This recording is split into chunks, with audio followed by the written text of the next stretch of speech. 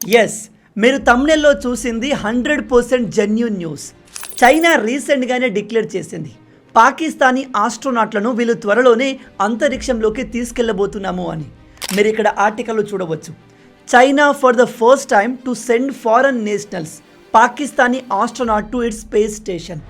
Yes, China Pakistani ఆస్ట్రోనాట్స్ని కేవలం అంతరిక్షంలోకి తీసుకెళ్లడం మాత్రమే కాదు, వాళ్ళను చైనాకు చెందిన ఇంటర్నేషనల్ స్పేస్ స్టేషన్లోకి తీసుకెళ్తుంది.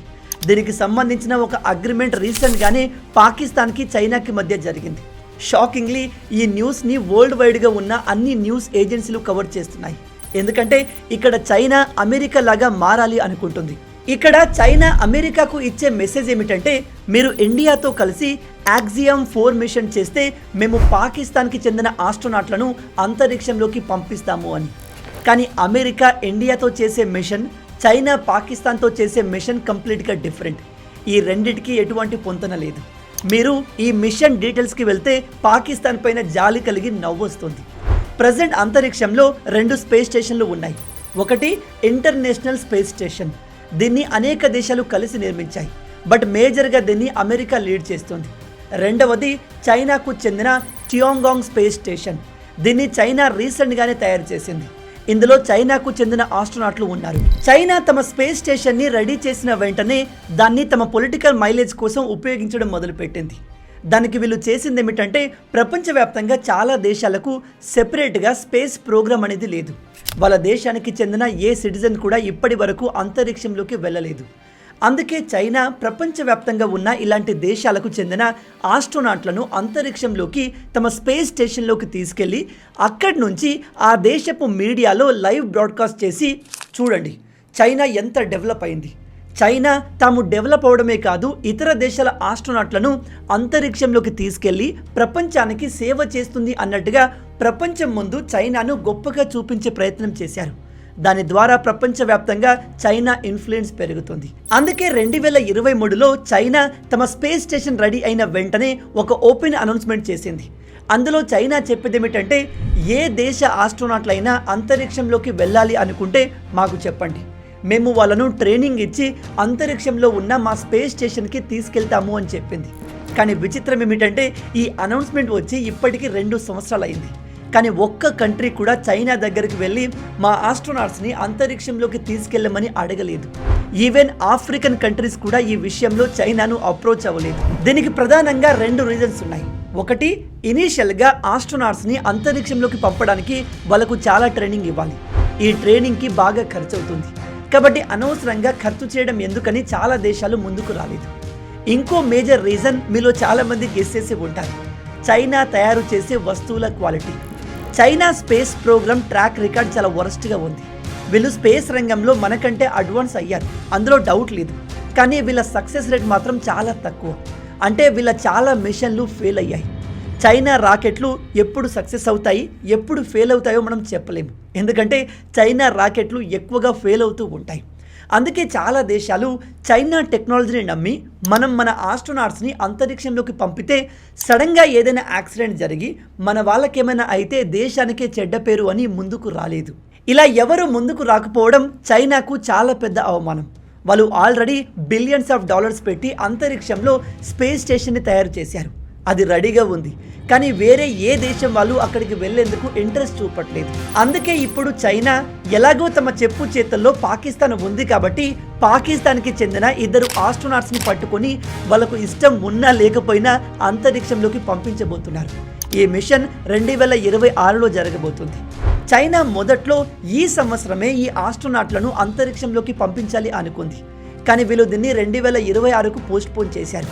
అలా ఎందుకు అంటే, నాకు తెలిసి వీళ్ళు ఇండియా అమెరికా మధ్య జరగబోయే యాక్సియం 4 మిషన్ అయిపోయాక దాన్ని చేద్దామని పోస్ట్పోన్ చేసుకున్నారు. 2025లో ఈ యాక్సియం 4 మిషన్ జరుగుతున్న సమయంలో నరేంద్ర మోడీ గారు అండ్ ట్రంప్ ఒకే స్టేజ్ పైన నిలబడి ఒకరినొకరు కంగ్రాచులేట్ చేసుకోబోతున్నారు.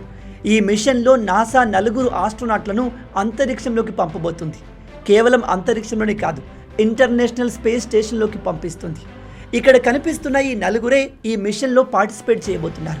ఈ మిషన్ని 2025 మేలో లాంచ్ చేయబోతున్నారు. ఇది 16 రోజుల మిషన్. ఈ మిషన్ ఇండియా యుఎస్ రిలేషన్స్ని మరింత స్ట్రాంగ్ చేస్తుంది. దీని తర్వాత నెక్స్ట్ ఇయర్ అంటే 2026లో మన ఇస్రో గగన్యాన్ మిషన్ని లాంచ్ చేయబోతుంది.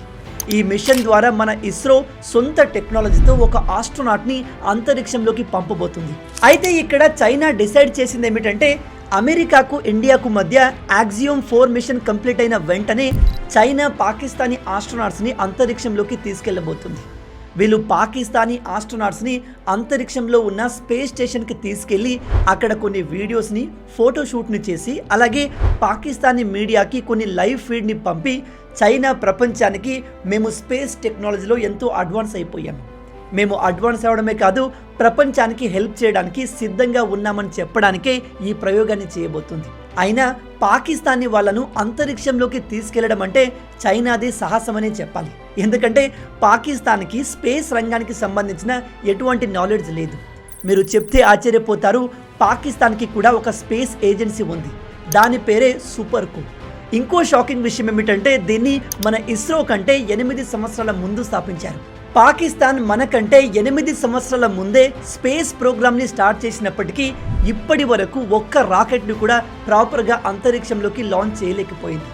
పక్కాగా చెప్పాలంటే పాకిస్తాన్కి స్పేస్ రాకెట్లకు సంబంధించిన ఎటువంటి నాలెడ్జ్ లేదు.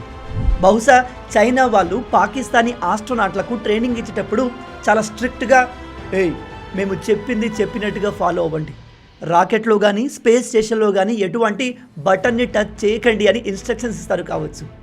ఈ మిషన్ ద్వారా పాకిస్తాన్ ఏదైనా సాధిస్తుందా అంటే నో. మనం టెక్నికల్గా చూస్తే ఇండియా 1984లో చేసిన పనిని పాకిస్తాన్ ఇప్పుడు చేస్తుంది. 1984లో ఏం జరిగింది అంటే మొదటిసారిగా మన దేశం నుంచి ఒక ఆస్ట్రోనాట్ అంతరిక్షంలోకి వెళ్ళారు. ఆయన ఎవరో కాదు, ది లెజెండరీ రాకేష్ శర్మ. అప్పటి రష్యా టెక్నాలజీ సహాయంతో మన ఆస్ట్రోనాట్ అంతరిక్షంలో అడుగు పెట్టారు. 40 సంవత్సరాల క్రితం మనం చేసిన ఆ పనిని ఇప్పుడు పాకిస్తాన్ చైనాతో కలిసి చేయబోతుంది. ఈ మిషన్లో పాకిస్తాన్ కంట్రిబ్యూషన్ 0. ఎందుకంటే ఈ మిషన్లో టెక్నికల్గా నాన్ టెక్నికల్గా టెక్నాలజీ పరంగా కూడా పాకిస్తాన్ ఎటువంటి కాంట్రిబ్యూషన్ చేయట్లేదు. కానీ ఇక్కడ చైనా ఒక పెద్ద రిస్క్ తీసుకుంటుంది. వీళ్ళు పాకిస్తాన్కి చెందిన ఆస్ట్రోనాట్లను కేవలం సంవత్సరం ట్రైనింగ్ ఇచ్చి డైరెక్ట్గా అంతరిక్షంలోకి పంపేందుకు ప్లాన్ చేస్తున్నారు. ఒకవేళ ఈ మిషన్లో చిన్న మిస్టేక్ జరిగినా చైనా పరువు పోతుంది. జీవితంలో వేరే ఏ దేశం చైనాను అంత త్వరగా నమ్మకపోవచ్చు. 2026లో ఒకవేళ ఈ మిషన్ సక్సెస్ అయితే చైనా అనుకున్నట్టుగా దీని గురించి ప్రపంచమంతా డిస్కస్ చేయకపోవచ్చు.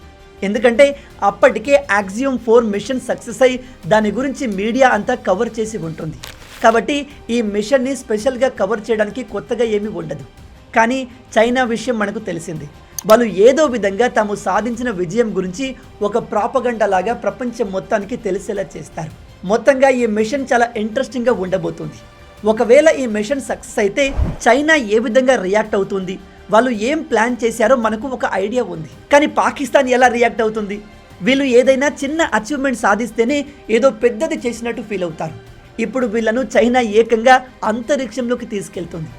ఇప్పుడు వీళ్ళు నాకు తెలిసి తమ టీవీ ఛానల్లో లైవ్ డిబేట్ పెట్టి మేము ఇండియాకు ఈక్వల్ అయిపోయామని చెప్పి మనకే సవాల్ చేస్తారు కావచ్చు.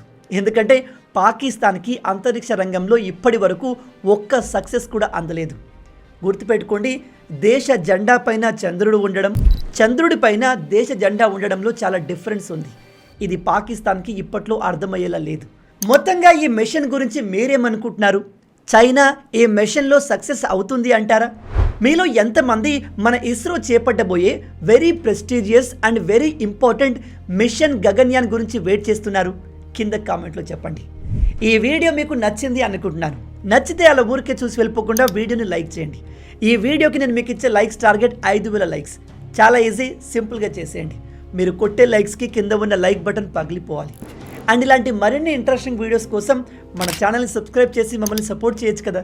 ఇది మీకు కంప్లీట్లీ ఫ్రీయే, కానీ మీరు చేసే ప్రతి ఒక్క లైక్ అండ్ సబ్స్క్రిప్షన్ మాకు మరిన్ని వీడియోస్ చేయడానికి ఒక మోటివేషన్లా ఉంటుంది. కాబట్టి వీడియోని లైక్ చేసి ఛానల్ని సబ్స్క్రైబ్ చేయడం మర్చిపోవద్దు. రాబోయే వీడియోలో ఇంకో ఇంట్రెస్టింగ్ టాపిక్తో మళ్ళీ కలుద్దాం. అంటిల్ దెన్, జై హింద్.